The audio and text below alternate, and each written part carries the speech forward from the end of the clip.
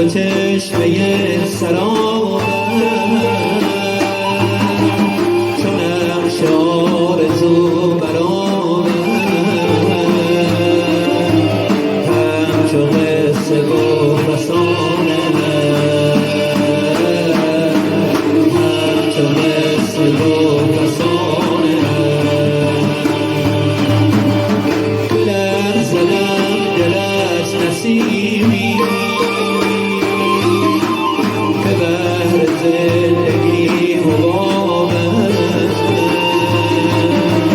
در زمان بی نشانه، در زمان بی نشانه.